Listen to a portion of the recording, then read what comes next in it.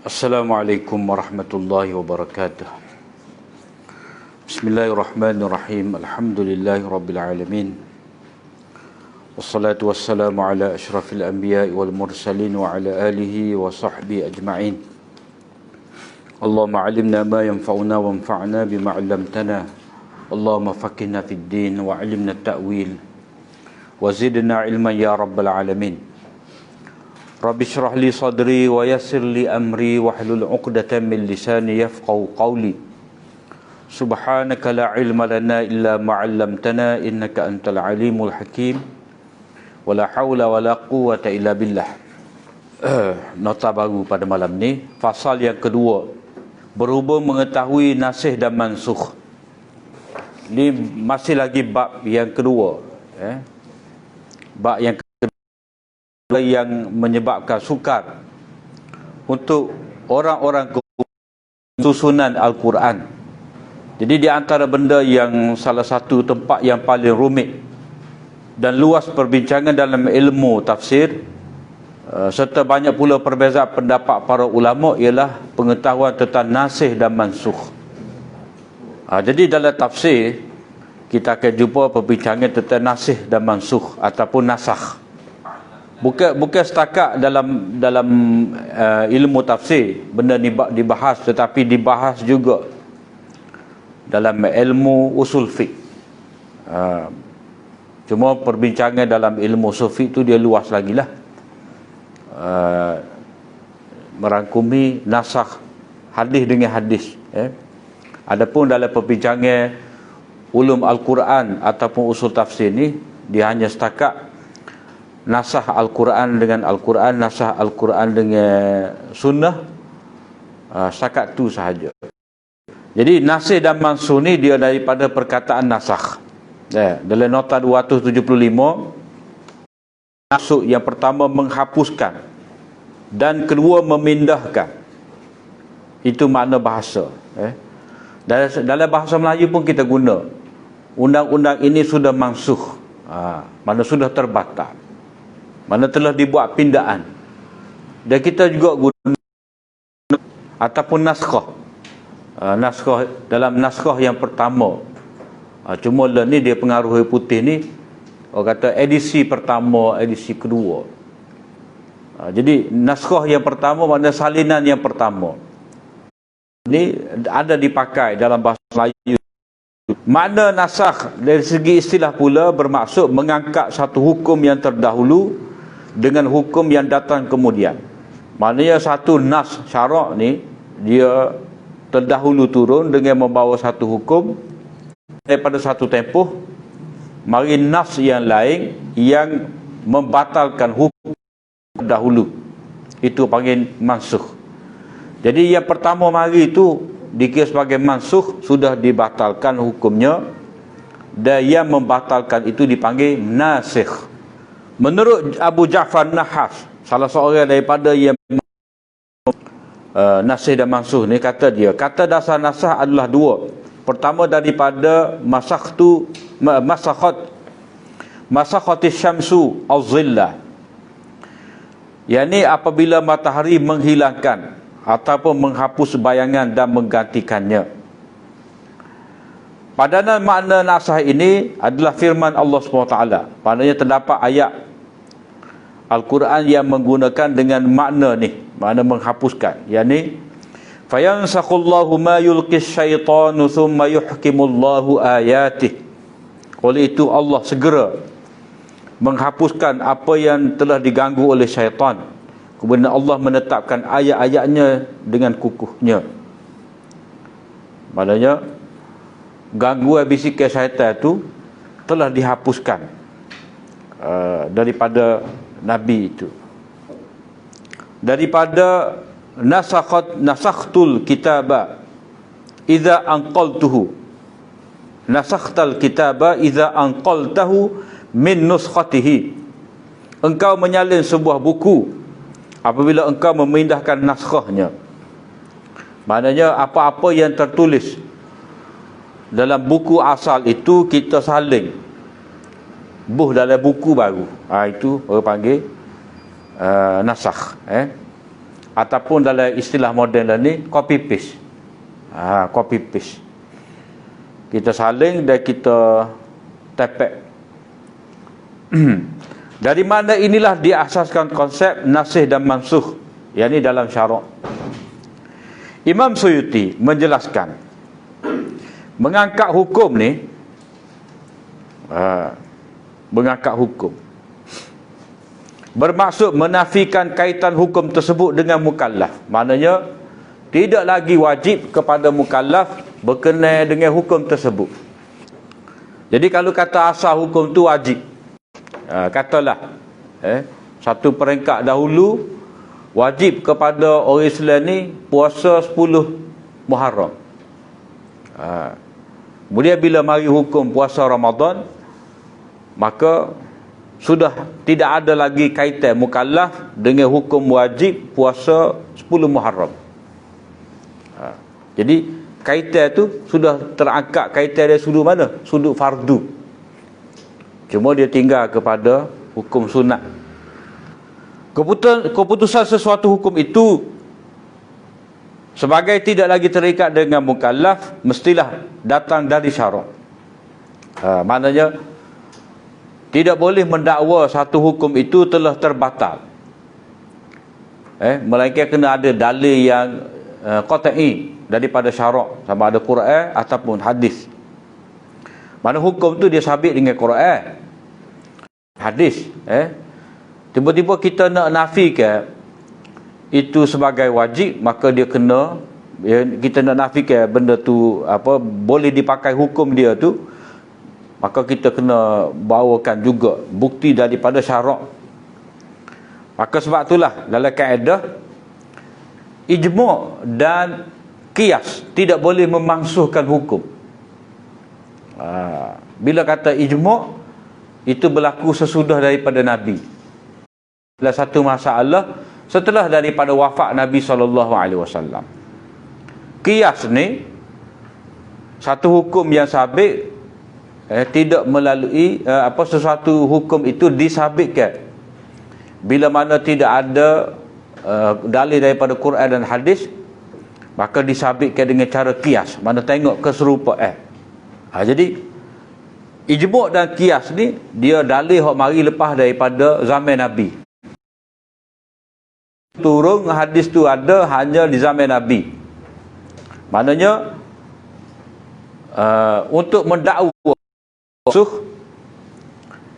dia kena sabit benda tu ada di zaman Nabi SAW. Antara kedua-dua hukum ini, yakni nasih dan mansukh, terdapat pertentangan. Satu hukum menunjukkan kepada harus, menunjukkan keharusan, dan satu lagi tidak. Maknanya antara nasih dengan mansukh ni dia mestilah ada pertentangan biasanya. Macam kita kata menghadap ke Baitul Maqdis, kemudian menghadap ke Baitullah, ke Kaabah. Jadi itu dua arah yang berbeza. Jadi sudah mansukh menghadap ke Baitul Maqdis, jadi nasih dia tu menghadap fawalli wajhaka syatral Masjidil Haram. Maka hendaklah sekarang ni kamu menghadap ke Baitullah, Masjidil Haram. Jadi dia ada pertentangan. Sebahagian ulama mendefinisikan nasah sebagai khitab, yakni kalam. Khitab ni mana mesej lah, titah.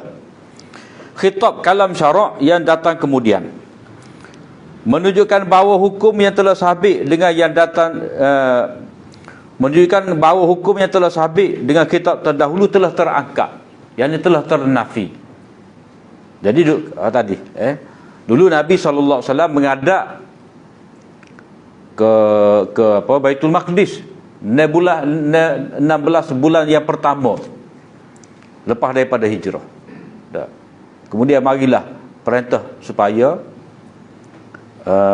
menghadap ke Baitullah. Maka hak terdahulu tu telah terangkat, telah mansukh, telah dinafikan.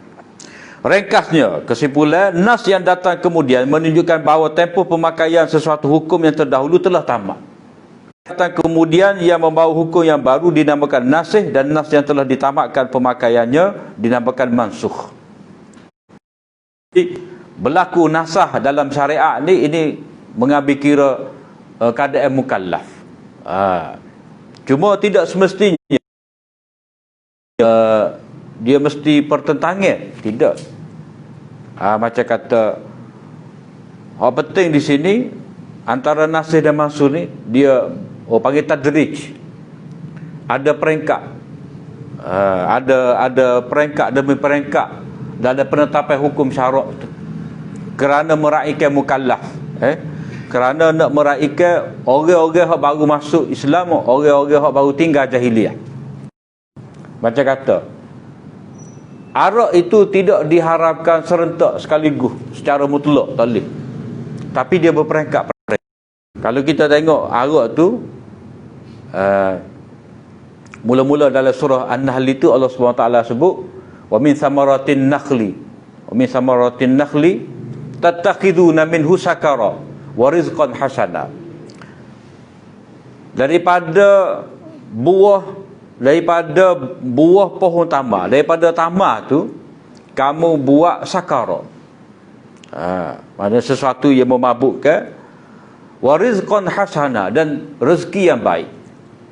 Jadi sakara tu tidak disifatkan sebagai baik.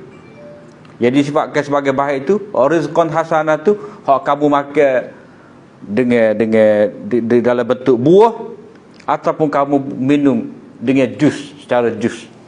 Tu. Kemudian mari ayat, yas'alunaka 'anil khamri wal maisir qul fihima ismun kabirun wa manafi'u lin-nas wa min naf'ihima. Mereka bertanya kepada kamu tentang arak dan judi. Katakanlah, pada keduanya itu ada ismun kabir. Qul fihima wa yas'alunaka 'anil khamri wal maisir qul fihima ismun kabir. Padanya itu ada dosa yang besar dan manfaat untuk manusia, tetapi dosa dia tu lebih banyak lagi daripada manfaat. Maknanya Allah SWT nak suruh manusia tu fikir baik buruk, timbang. Timbang hak mana lebih patut dia utamakan. Itu berlaku peringkat-peringkat.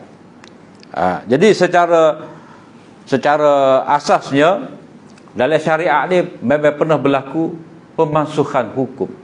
Hukum tu memang ada mansuh. Contoh yang paling jelas sekali tentang arak. Jadi itu mana hikmah berlaku nasah ni, mana meraihkan keadaan mukallaf, hak baru masuk Islam, hak baru tinggal jahiliyah. Antara sebab terpenting bagi kesukaran bab ini ialah kerana berbezanya istilah nasah di sisi mutaqaddimin dan mutaakhirin. Jadi benda ni disebutkan oleh Syah Walillah sebagai payah nak faham bila kita baca kitab-kitab tafsir. Sebab istilah nasah tu sendiri ada pelbagai makna yang tidak sama di sisi ulama mutaqaddimin, ulama terdahulu, dan juga di sisi ulama kemudian, ulama mutaakhirin. Nota 276. Sebab utama perbahasan perkara ini menjadi sukar ialah istilah ini salah difahami, salah faham istilah. Jadi nasah tu dengan makna gapo? Seperti dalam nota 277 nanti. Dan salah pula digunakan pada nah syarak. Maknanya kalau orang baca kitab tafsir, dah acun waktu bi hukum kata mansuh. Dah baru nak buat dalil. Katalah perdebatan di antara dua mazhab. Ulama ni sabit ke bahawa hukum ini dalil dia hak ni. Dak, waktu kata dak, hadis ayat tu mansuh. Jadi jenglah kawan ni nak pegang. Tak boleh lah buat dalil. Waktu kata mansuh. Orang ni kata tidak. Jadi maknanya bila buat hujah bahawa ayat ni sudah mansuh, maka pihak ni tak siamal lah ayat tu. Jadi pihak ni kira-kira tak ada dalil dah bagi dia. Dalil itu tidak sah. Jadi itu menyebabkan nas-nas ni sehingga banyak nas tidak dapat diamalkan atas dakwaan ia telah dinasahkan, sedangkan ia masih dapat diamalkan. Sedangkan wajah sudut untuk kita beramal dengan ayat tersebut ada ruang lagi. Jadi mudah ni, maknanya cepat kata mansuh.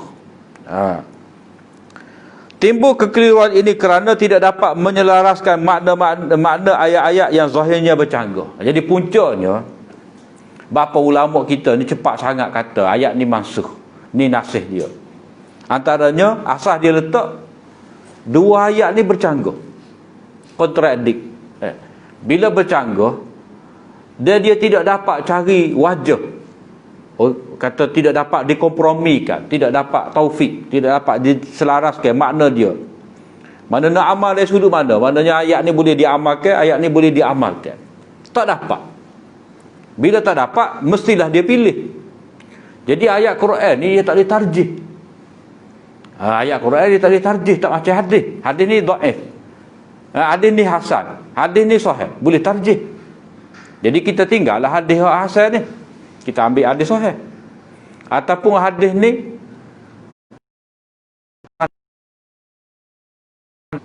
jadi kita boleh tarjih. Kita ambil paling banyak sanad sebab itu paling kukuh. Adapun ayat Quran ni dia semua orang panggil qat'i subut, sabit secara qat'i, mutawatir berlaku. Jadi kita tak boleh nak tarjih.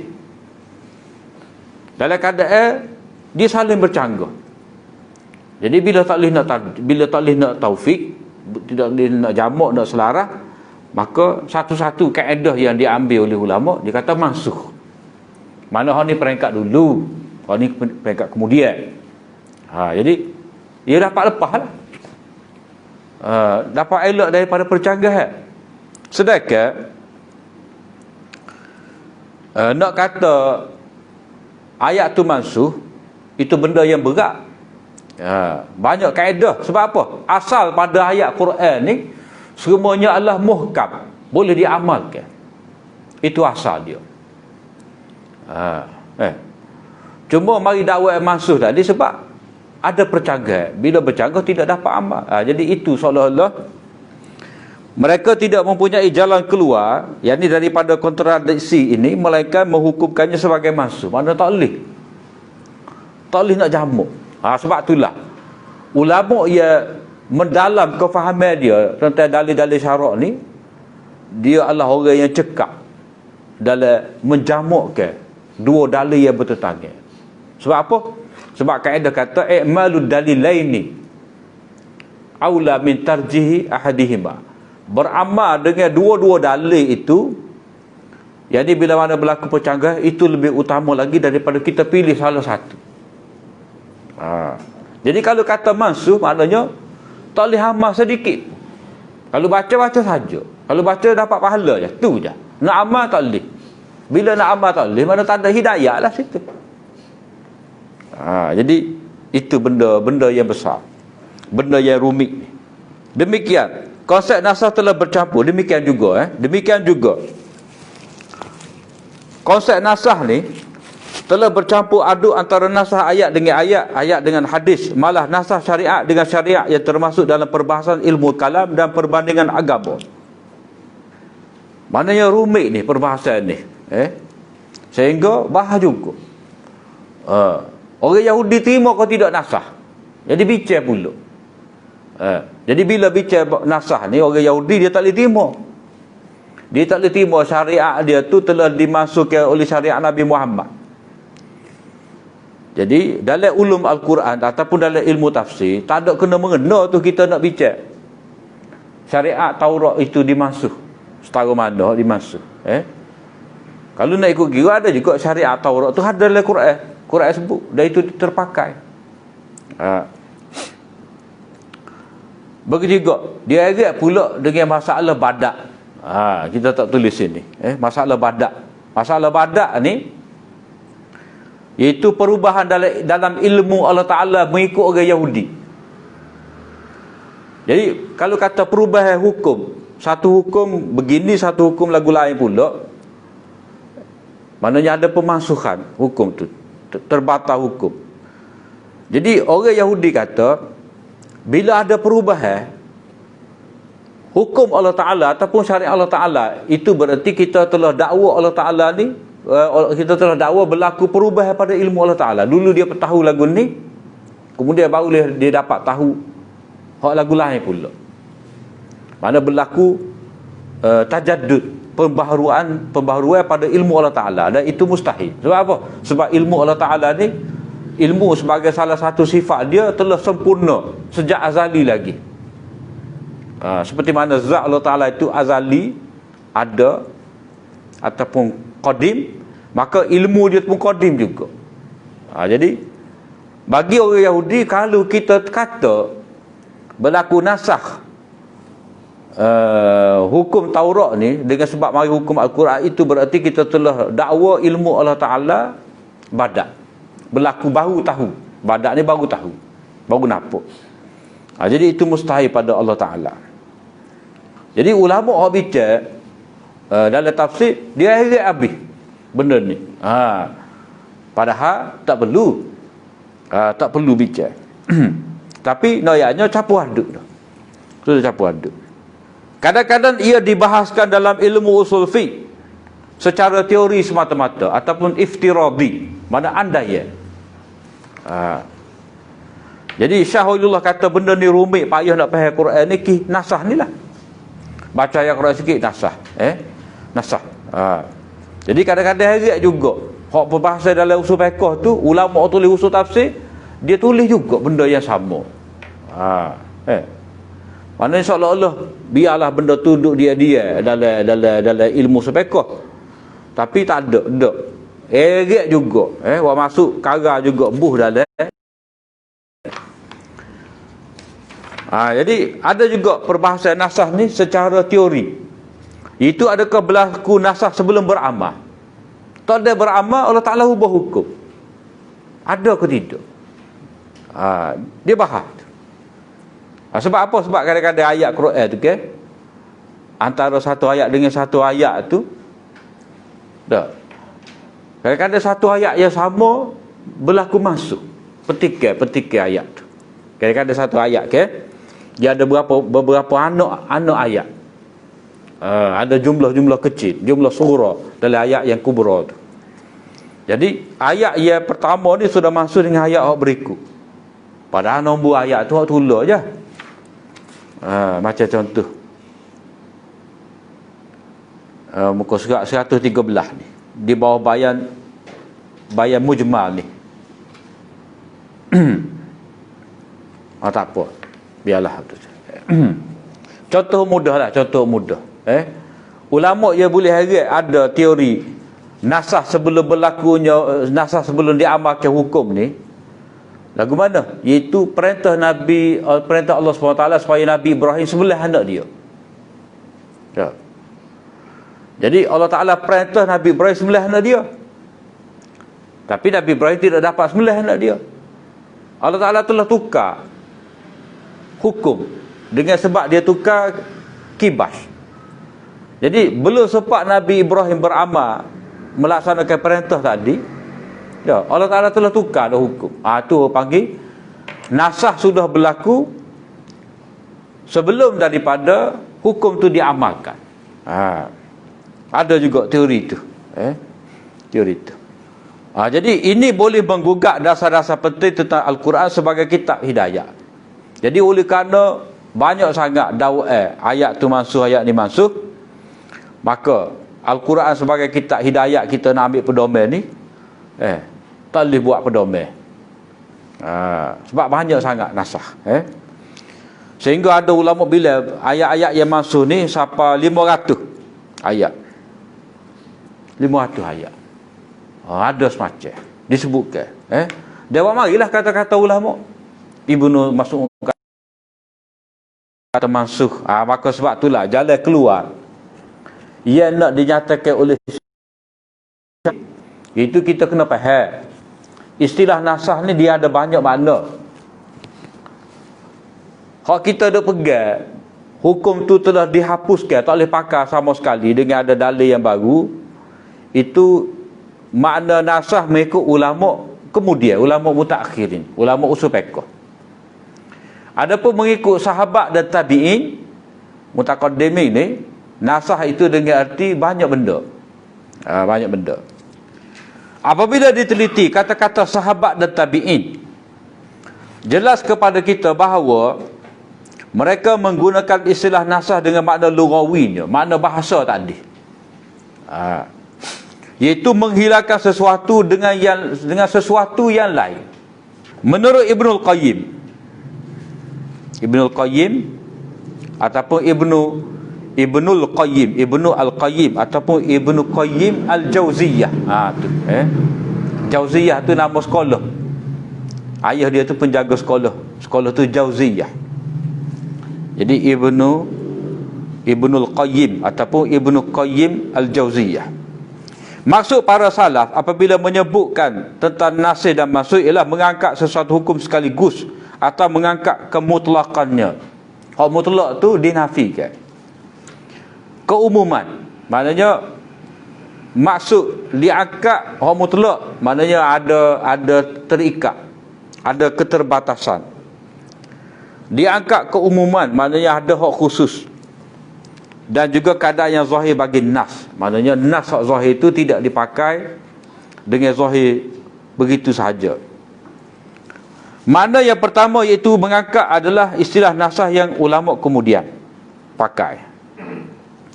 Mana kedua iaitu mengangkat kemutlakan bermaksud mengkhususkan ataupun takhsis. Yakni apa yang disebutkan secara umum oleh nas yang terdahulu. Maknanya nas terdahulu menyebut secara umum, maka mari nas kemudian menyebut secara khusus. Dia panggil takhsis. Takhsis. Atau menyempitkan takyid, atau menyempitkan yakni takyid, yakni makna yang mutlak. Makna yang mutlak, maknanya hak mutlak tu dipakai dengan terikat. Macam kita katalah mutlak dengan muqayyad ni, faqta'u aydiyahuma, potonglah tangan mereka berdua. Tu dalam bab wudu. Tapi dalam bab berwudu, fagsilu aydiyakum ilal marafiq, basuh tangan kamu hingga ke siku. Ilal marafiq tu maknanya sudah ada takyid dah. Mana tangan tu, kalau kata tangan secara mutlak boleh jadi tangan sini hujung jari sampai ke gelangan, boleh jadi sampai ke siku, boleh jadi sampai ke bahu. Jadi bila ada qaid, yakni ilal marafiq, maknanya hak atas daripada siku ni tidak termasuk dalam hukum. Maknanya orang tu perlu berwuduk daripada tangan hingga ke siku, tak perlu basuh sampai ke ketiak.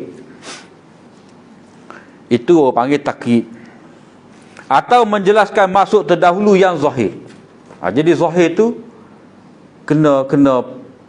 kita kena pakai dengan maksud yang lebih spesifik. Bagi salaf, pemakaian nasah adalah luas. Yang ini merangkumi banyak sudut. Berbeza dengan ulama kemudian yang menyempitkan maksud nasah kepada pembatalan hukum. Itu mengikut Bikurah hak Ibnul Qayyim sebut.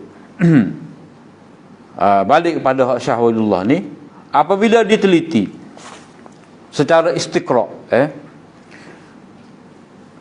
apabila diteliti kata-kata sahabat dan tabi'in, jelas kepada kita bahawa mereka menggunakan istilah nasah dengan makna lughawinya, iaitu menghilangkan sesuatu dengan sesuatu yang lain. Mereka tidak menggunakannya menurut pengertian yang dipakai oleh ulama usul. Jadi ulama usul ni hak kemudian. Jadi kita kena pakai pemahaman mengikut ulama terdahulu. Supaya perkataan apa? Perkataan dalam Quran ni tazkirah. Tazkirah ni nasihat. Orang Arab kalau nak ibah, jadi kalla innaha tazkirah, itu adalah tazkirah. Jadi kita kena faham tazkirah tu tak bah ko peringatan tu, nasihat. Jadi kita kena pakai hak orang dulu faham. Orang dulu faham lagu mana satu perkataan. Hak orang kemudian pakai kita tak boleh guna. Makna nasakh di sini mereka ialah menghilangkan sifat-sifat tertentu dari sesuatu ayat dengan ayat yang lain. Itu asas dia. Mana dalam ayat ni dia ada ciri-ciri dia, ada sifat-sifat dia. Maka kita takwilkan, kita tidak pakai makna-makna tertentu bagi ayat ni, kerana ada ayat yang lain. Sama ada yang pertama dengan menyatakan habisnya tempoh beramal dengannya. Tempoh beramal tu sudah berakhir. Macam contoh di sini, firman Allah Ta'ala, fa'fu wasfahu hatta ya'ti Allahu bi amrih. Oleh itu, maafkanlah dan biarkanlah oleh kamu akan mereka sehingga Allah datangkan perintahnya. Maknanya orang Islam dalam berhadapan dengan gangguan orang-orang Yahudi, ahli kitab, macam-macam propaganda yang dilancarkan oleh Yahudi ni terhadap orang Islam, maka pada ketika tu orang Islam ni maafkanlah dulu. Maafkan dulu. Jadi pada peringkat ni, pada peringkat orang Islam lemah ni, tak ada kuasa, ataupun mereka ni masih lagi sebagai ahli zimmah. Peringkat awal ni, pada peringkat awal masa berada di Madinah ni, orang-orang Yahudi dia masih lagi terikat dengan perjanjian, dia masih lagi terikat perjanjian mereka tu dengan Nabi. Jadi pada waktu tu, kalau kata adalah gangguan daripada mereka, maafkanlah, ketepikanlah. Sebab mereka tu masih lagi ahlu zimmah. Dia masih lagi jaga perjanjian. Perjanjian apa? Saling memberi perlindungan kepada kerajaan Islam, mempertahankan daripada serangan pihak luar.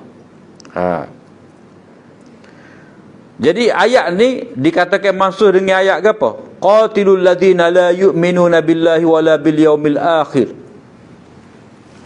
wala yuharrimuna ma harrama Allah wa rasuluhu wala yadinuna dinal haqqi minal ladzina utul kitaba hatta yu'tul jizyata an yadin wa hum saghirun. Perangilah orang-orang yang tidak beriman kepada Allah dan tidak beriman pada hari akhirat, dan mereka pula tidak mengharamkan apa yang telah diharamkan oleh Allah dan Rasulnya, dan tidak beragama dengan agama yang benar, iaitu dari kalangan orang-orang yang diberikan kitab, yakni kaum Yahudi dan Nasrani. Mana di sini Nabi SAW dan sahabat diarahkan bunuh orang Yahudi, orang Nasrani, perangi. Jadi hak tadi ke apa? Maafkan. Jadi itu sudah ada percanggahan. Sudah ada percanggahan. Arahan tadi. Mula-mula maafkan, jangan peduli. Kemudian ada arahan supaya perangi mereka. Jadi orang Yahudi dan Nasrani, sehinggalah mereka membayar jizyah. Dia memberi dengan tangan yang mengholol, maknanya dengan penuh kehinaan. Satu kumpulan ulama mengatakan ayat ini muhkam dan tidak mansuh kerana ia ditetapkan dengan satu tempoh. Sesuatu yang bertempoh tidak berlaku nasah padanya. Jadi satu pihak kata mansuh ayat ni, maknanya dengan orang Yahudi ni tak ada maaf dah. Kalau kita kata ayat ni mansuh, fa'fu wasfahu hatta ya'ti Allahu bi amri. Jadi kalau kata mansuh, maknanya tak ada dah, tak boleh pakai dah. Tidak boleh lagi kita nak beramal dengan isi kandungnya, maknanya tidak ada lagi kemaafan, tidak ada lagi penangguhan, ruang kepada orang-orang Yahudi. Itu kalau kita pakai sebagai mansuh. Sebab apa? Sebab mari ayat kemudian ini dia memansuhkan hukum tadi, mana kena perai aja. Tetapi ulama kata dua-dua ayat ni boleh dipakai lagi. Ayat yang pertama boleh dipakai lagi, yakni muhkam lagi. Sebab apa? Sebab dia ada hatta ya'ti Allahu bi amri. Maknanya kamu hendaklah memberi kemaafan kepada mereka sehinggalah Allah Ta'ala atas keputusan dia. Jadi keputusan Allah Ta'ala itu apa? Suruh perai lah. Maknanya kamu hendaklah memberi kemaafan kepada mereka selagi mereka jaga perjanjian mereka tu dengan kerajaan, yang ni mereka jaga perjanjian mereka tu sebagai warga negara. sebagai ahlu zimmah. Jadi kalau mereka tidak jaga, yang ni mereka mengkhianati, maknanya berkomplot dengan musuh. Macam orang Yahudi, popok Bani Mustalik ke apa semua, buat pakatan jahat dengan orang musyrikin Mekah, memberi ruang kepada orang musyrikin Mekah serang Madinah. Maka dia itulah Nabi perang, Nabi bunuh. Sebab apa? Sebab mereka langgar perjanjian. Jadi ayat ni tidak boleh kita nak katakan mansukh, sebab dia ada tempoh. Ada tempoh mana? Hatta tu. Hatta. Jadi hatta ya'ti Allahu bi amri, itu satu tempoh. Jadi kata ulama di sini, kalau ayat tu ada menyebut tempoh, kita tak boleh kata mansukh. Macam kita kata tak. Contohlah ni lah. Selagi kita belum menang melawan COVID-19 ni, maka gapo? Dikecualikan daripada membayar pinjaman bulan ni. Jadi orang tepas, kita tak payah bayar dah hutang. Tak payah bayar dah hutang. Patut kereta ni, makan naik gitu, jadi hak milik kita, tak payah hutang. Padahal penangguhan pembayaran tu sehingga COVID ni selesai. Jadi itu panggil sesuatu yang di hatta ya'ti Allah ni ada tempoh. Bila ada tempoh, maka hukum fa'fu wasfahu ni masih lagi ada dipakai. Cuma dia diamalkan mengikut kadar-kadar dia lah. Jadi kita dengan orang kafir dalam satu negara, hukum yang kita boleh ambil iaitu selagi mana mereka tu terikat dengan perjanjian dia sebagai warga negara, maka kita tidak boleh bunuh dia, tidak boleh perangi dia. Kalau sekadar dia lepas apa dalam rumah kita ke, dalam pagar rumah kita ke, dia buat bising ke, kita nak pergi akak pedang, tak boleh. Tak boleh. Tapi kalau dia ni berkomplot dengan musuh luar negara, maknanya dia ada komplot dengan kafir harbi, dan terbukti dia telah khianat pada negara, maka negara boleh ambil tindakan. Itulah maksud ayat ni, dia bertempuh, bersyarat. Itu mana nasih yang pertama di sisi. Yang kedua, atau dengan memalingkan percakapan daripada makna yang segera difahami kepada makna yang jauh. Makna hak cepat kita nakak dengan makna yang agak jauh tu. Nombor 279. Contohnya ialah ayat, innal ladzina ya'kuluna amwalal yatama zulma innama ya'kuluna fi butunihim nara wa sayaslawna sa'ira. Sesungguhnya orang-orang yang memakan harta anak-anak yatim secara zalim, sebenarnya mereka itu hanyalah menelan api ke dalam perut mereka, dan mereka pula akan masuk ke dalam api neraka yang menyala-nyala. Surah An-Nisa 10. Jadi ayat ni dia ada kaitan dengan istilah nasakh mengikut mutaqaddimin. Iaitu apabila turun ayat ini, orang-orang beriman menjauhi, menahan diri dari harta anak-anak yatim dan mengasihkan diri daripada mereka, takut termakan. Takut termakan. Jadi tak boleh. Dia mau tu faham tak boleh. Maka anak-anak yatim terbiar. Bila sahabat tak secara dengan sebab takut kira zalim kepada anak-anak yatim, akibatnya masuk neraka. Jadi mereka pun mengelak lah. Maka berlakulah kemudaratan kepada anak yatim. Mana tak ada siapa yang nak urus harta mereka, tak ada siapa yang nak jaga mereka. Jadi Allah Ta'ala kemudian menurunkan ayat, wa yas'alunaka 'anil yatama qul islahul lahum khair wa in tukhalituhum fa ikhwanukum wallahu ya'lamul mufsida minal muslih walau sya'allahu la'anatakum innallaha azizun hakim. Dan mereka bertanya kepadamu wahai Muhammad mengenai anak-anak yatim, katakanlah memperbaiki keadaan anak-anak yatim itu amalah baiknya. Dan jika kamu bercampur gaul dengan mereka, maka tidak ada salahnya, maka tidak berdosa. Kerana mereka itu adalah saudara-saudara kamu yang seagama, dan Allah mengetahui akan orang yang merosakkan harta benda mereka daripada orang yang hendak memperbaikinya. Dan jika Allah menghendaki, tentulah Dia memberatkan kamu dengan mengharapkan bercampur gaul dengan mereka. Sesungguhnya Allah Maha Kuasa lagi Maha Bijaksana. Jadi dalam ayat Baqarah ni, Allah memberi kelonggaran bercampur gaul dengan mereka. Maknanya panggil, letak anak yatim serumah dengan kita tak apa. Lepas tu macam mana nak makan minum, kita tak ada biti dah. Dah. Maknanya katalah abang kita mati. Tinggal anak 2-3 orang. Dah, tak ada siapa nak jaga. Kita lah hak ada. Kita saja hak ada, lepas tu kita ni anak berceretek dah.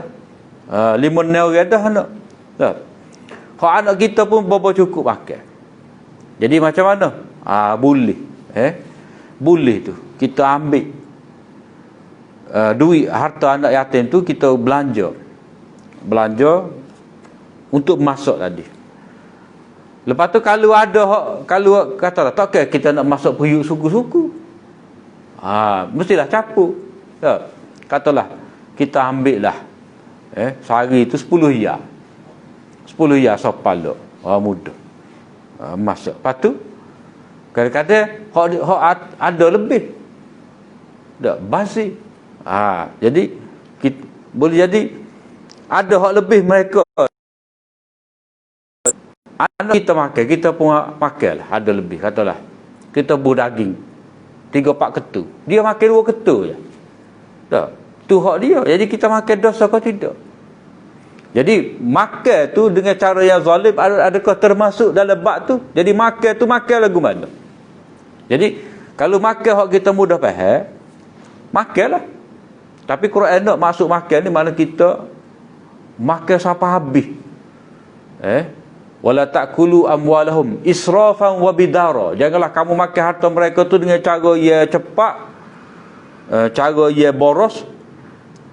Nak ambak ni, takut mereka ni dewasa kena suruh harta mereka kepada mereka tu. Jadi Quran lagi lagu tu. Maknanya kalau kita ya jaga harta anak yatim ni, boleh nak ambil makan tu dengan syarat makan dengan makruf, orang boleh terima, qadar yang boleh terima. Sekadar kita masak sekali tak apa. Hak tasnya masa kita pergi anak kita ni makan ke selaya. Bila pergi anak yatim ni makan sedap semacam. Atas alasannya kita pergi anak yatim ke? Tak. Jadi hari-hari makan sedap. Jadi itu zalim namanya. Jadi Allah Ta'ala memberi kelonggaran bercampur gaul dengan mereka dan tidak mengharuskan makan harta mereka secara zalim. Maksud bercampur gaul di sini makan harta secara baik, seperti mengambil secara hutang. Mana kita berhutang dengan dia boleh. Kalau katalah anak yatim ni piti banyak, kita ambil tu, kita pinjam dan kita hantar kelik. Akan tetapi ahli tafsir memasukkan ayat ini dalam senarai ayat yang dia masuk, orang tak boleh pakar dah. Sedangkan ia termasuk dalam bab memalihkan makna yang segera difahami kepada makna hakiki yang jauh difahami. Maknanya makan juga, bercampur gaul juga, tetapi dengan cara yang Al-Quran. Nombor 3, ulama salaf juga dia gunakan dengan makna menyatakan mana-mana qaid atau ikatan yang terdapat di dalam sesuatu ayat hanyalah qaid ittifaqi. Gapo ni qaid ittifaqi? Nombor 280 ni, qaid ni gapo? Mana ikatan?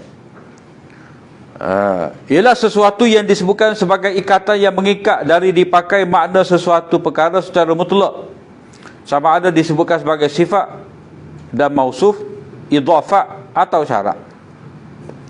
Jadi qaid ni mudah seperti kita ayat dah tadi dah. Tangan daripada hingga ke siku, itu qaid. Ataupun orang tila suruh kita beli ikan, dia kata belilah ikan. Tak. Jadi itu panggil mutlak. Tapi kalau dia kata belilah ikan darat, maknanya kalau kita beli ikan selayar, balah. Tak. Kita beli ikan kembung, balah, dia marah kita. Jadi kalau dia kata ikan darat, mana ikan sungai, tu qaid tu. Letak ikan disandarkan kepada sungai, sudah dikira satu qaid. Maknanya hanya ikan ambil daripada sungai ke tasik ke sawah, itu saja boleh. Kalau dia kata nak ikan besar, ikan besar, tak. Jadi ikan besar ni ikan apa? Ikan gigi, ikan merah. Tiba-tiba kita beli anak ikan merah, tak boleh. Tak. Sebab ada sifat tu. Jadi sesuatu perkataan bila ada qaid, maknanya orang panggil afraq dia tu, pilihan-pilihan pada kita tu sudah terhad dah. Jadi kita telah bataskan daripada dipakai secara mutlak. Tapi kadang-kadang qaid itu disebut secara ittifaqi. Kalau katalah disuruh kita beli ikan selayar, kita wali kategori, boleh jadi suka benar dia. Jadi hak dia kata belilah ikan selayar pun, belilah ikan selayar pung tu, tak. Jadi kita pergi beli kategori. Kalau dia tak marah, maknanya hak dia sebut tadi ittifaqi, kebetulan. Itu panggil qaid secara kebetulan. Maknanya tak kira lah, tak boleh nak beli ikan bos tara ikan selayar, tak kira lah, tak boleh beli. Lama ke pergi beli telur aja. Itu maksud dia. Jadi dia nak tadi bila dia kata belilah ikan selayar pun maknanya puas dah makan telur.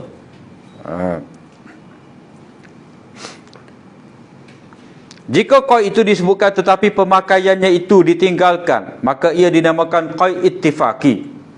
Yang qaid secara kebetulan. Ia disebutkan juga untuk menyatakan keadaan yang biasanya berlaku. Itu maksud qaid ittifaqi. Mana tidak terpakai. Satu lagi dipanggil qaid ihtirazi. Tadi kita dipanggil qaid ihtirazi. Maknanya hak tidak berkait itu tak masuk. Tak boleh. Salah.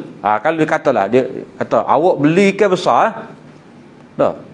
Tak sih dah selayar. Anak lolong, anak kembung tak sih. Mana dia nak ikan tenggiri, ikan merah. Jadi kalau kita beli juga ikan kecil, mana kena marah. Jadi dia sebut ikan besar tu maknanya sifat besar tu adalah sifat yang mesti, supaya kita tidak terbeli ikan hak kecil. Itu panggil qaid ihtirazi.